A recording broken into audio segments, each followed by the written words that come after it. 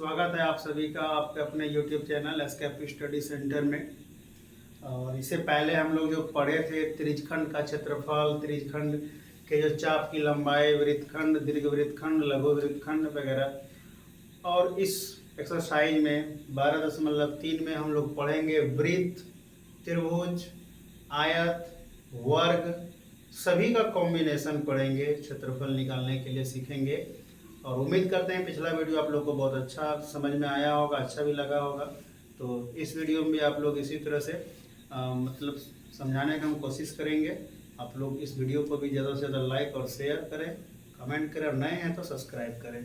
तो इस सवाल पहला हम लोग देखते हैं। यहाँ पे दिया हुआ है कि एक वृत्त है जिसमें जो है ये डायग्राम बना हुआ है और बोला गया छायांकित भाग का क्षेत्रफल निकालने के लिए, जिसमें PQ जो है वो दिया हुआ है 24 सेंटीमीटर और PR दिया हुआ है 7 सेंटीमीटर। ये चीज हमें दिया हुआ है। चूंकि यहाँ पर हम लोग देखें, यदि हम लोग हल कर दिए, दिया हुआ था, दिया है, चूंकि QR व्यास है, इसलिए एंगल QPR बराबर 90 डिग्री। इसलिए पाइथागोरस प्रमेय से क्या होगा? पाइथागोरस प्रमेय से क्या होता है? कर्ण का स्क्वायर बराबर लंब का स्क्वायर जोड़ आधार का स्क्वायर। तो कर्ण कौन हो गया? QR का स्क्वायर, लंब हो गया RP का स्क्वायर, आधार हो गया PQ। QR का स्क्वायर इज इक्वल टू 7 का स्क्वायर 24 का square. QR square equal to ये 49, ये 576। तो QR बराबर क्या हो जाएगा? √625। ये दोनों को जोड़ेंगे 625 हो जाएगा। QR बराबर हो गया 25 सेंटीमीटर। तो QR ये क्या है? अगर भी बोले तो ये डायमीटर भी है मेरा। डायमीटर मतलब व्यास है। तो त्रिज्या क्या हो जाएगा? इसलिए R बराबर हो जाएगा 25/2 सेंटीमीटर। हमें बोला क्या गया है? छायांकित भाग का क्षेत्रफल निकालने। तो सिंपल सी बात है, छायांकित भाग का क्षेत्रफल तो क्या होगा? देखें, इस जगह से ये अर्धवृत्त है, आधा अर्धवृत्त है, तो हम लोग लिख सकते हैं अर्धवृत्त का क्षेत्रफल माइनस ये त्रिभुज घटा देंगे। अर्धवृत्त में ये त्रिभुज घटा देंगे तो क्या ये छायांकित भाग नहीं बचेगा? तो लिखेंगे त्रिभुज क्या है? त्रिभुज PQR का क्षेत्रफल घटा देंगे। तो अर्धवृत्त का पायर स्क्वायर बटे 2 माइनस त्रिभुज का half into B into H। B into H मतलब आधार गुनी ऊंचाई। पाई का मान 22/7, R का मान 25 गुना 25 बटे 2 गुना 2 गुना 2 हो जाएगा। क्यों हो जाएगा? क्योंकि R का मान 25/2 है, तो 1 2 पहले से, माइनस हाफ, B का मान 24, H का मान 7। अब यहाँ से इसको सरल करेंगे, एक तो कटेगा, 11 दूनी 22, बाकी 25 गुना 25 625 गुना 11 अब बटे 7 चौके 28 माइनस इसको यहाँ पे गुना करेंगे तो ये कटेगा पहले 12, अब बरसते ये हो गया 84। अब यहाँ इधर गुना करेंगे, एलसीएम ले लेते हैं, 28 होगा। तो यहाँ पर हम लोग देख रहे हैं कि जो है इसको गुना करिए तो 68 75 है और एलसीएम लेके 84 गुना 28 करेंगे 23 बार। ये घटा के कितना आया? 45 23/28 सेंटीमीटर स्क्वायर। तो ये आया छायांकित भाग का क्षेत्रफल। तो बहुत आसान तरीका से हम लोग इसको निकाल सकते हैं, केवल तरीका समझ में आनी चाहिए। अगला सवाल देखते हैं हम लोग। दूसरा सवाल कह रहा है कि दो वृत्त है जो संकेंद्रीय है। संकेंद्रीय का मतलब होता है वैसे दो वृत्त जिसका केंद्र एक ही हो। यदि एक वृत्त ये है, इसका केंद्र ये है, दूसरा वृत्त बनाए तो केंद्र इसी को मान के बनाए, इसका मतलब होता है केंद्र एक ही हो।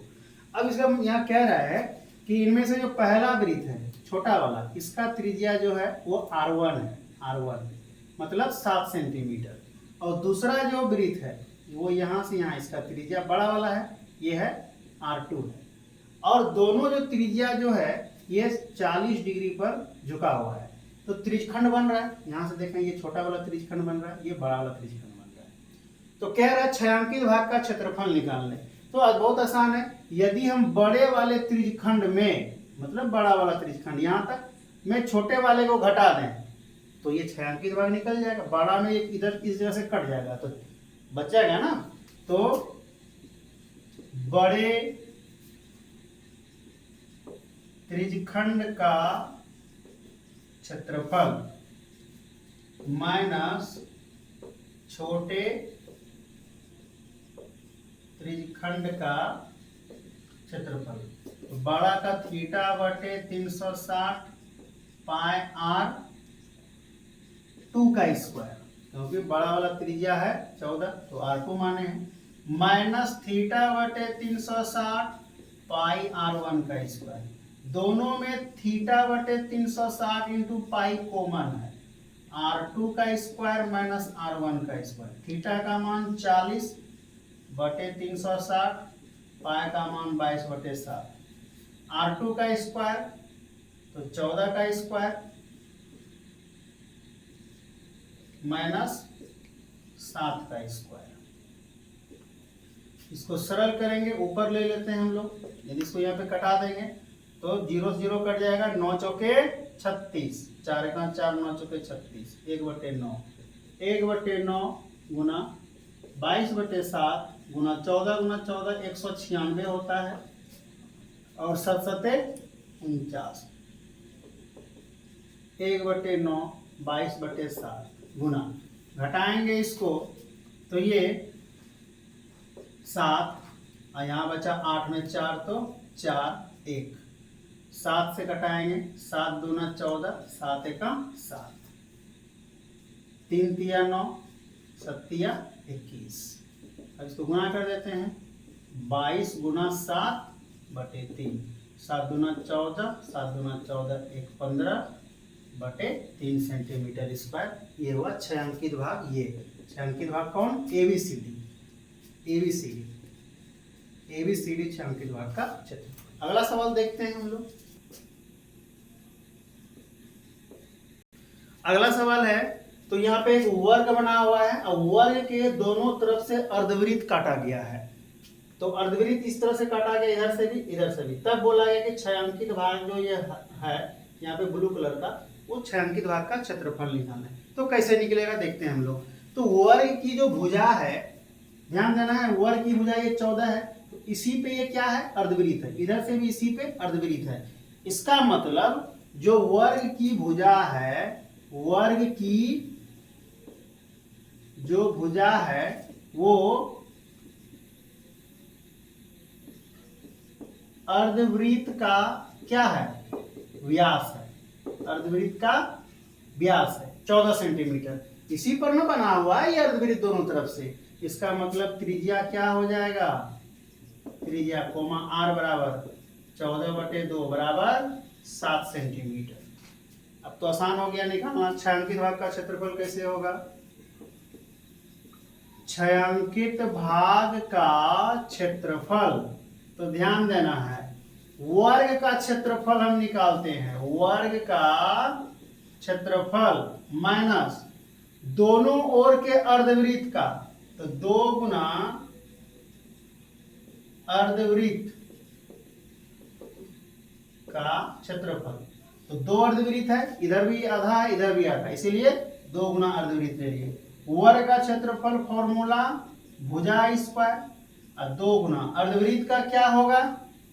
पाई R स्क्वायर बटे 2। अर्धवृत्त का ये होता है वर्ग का क्षेत्रफल। यदि वर्ग में हम दोनों अर्धवृत्त घटा देंगे, ये भी तो यही ना बचेगा। तो भुजा कितना है वर्ग का 14, 2 ये 2 से 2 कट जाएगा।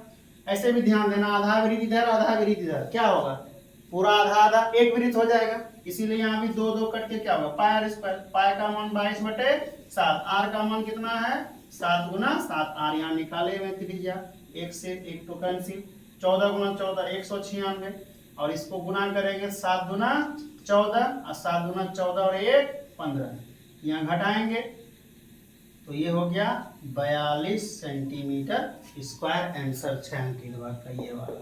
अगला सवाल देखते हैं। अब इसका चौथा सवाल जो है, यहाँ पे एक त्रिभुज है और त्रिभुज के बाहरी भाग में एक वृत्त बना हुआ है। त्रिभुज जो है वो समबाहु त्रिभुज है। समबाहु त्रिभुज है जिसकी भुजा की लंबाई कितना है 12 सेंटीमीटर। समबाहु त्रिभुज का मतलब होता है सभी भुजा आपस में बराबर, और यदि समबाहु त्रिभुज है तो उसका कोण कितना होगा, सभी कोण कितना होगा 60 डिग्री। एक कोण हम 60 डिग्री लिए हुए हैं तो ये भी 60 होगा, ये भी 60 होगा, तो हमको एक से मतलब है, देख लेते हैं। और जो वृत्त है इसकी त्रिज्या दी हुई है, वृत्त की जो त्रिज्या है वो कितना है 6 सेंटीमीटर। तब बोल रहे हैं 6 अंकित भाग का क्षेत्रफल निकालने। तो हम लोग 6 अंकित भाग का क्षेत्रफल निकालते हैं, देखते हैं कैसे। 6 अंकित भाग का क्षेत्रफल बराबर, तो समबाहु त्रिभुज AOB का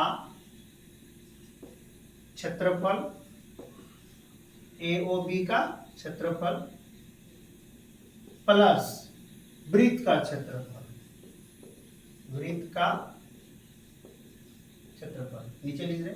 अब ध्यान देने वाली बात है, हम समबाहु त्रिभुज का जब क्षेत्रफल निकालेंगे तो यहाँ से यहाँ निकलेगा, और वृत्त का जब निकालेंगे तो पूरा वृत्त निकलेगा, तो यहाँ तक ये भी आएगा इधर से।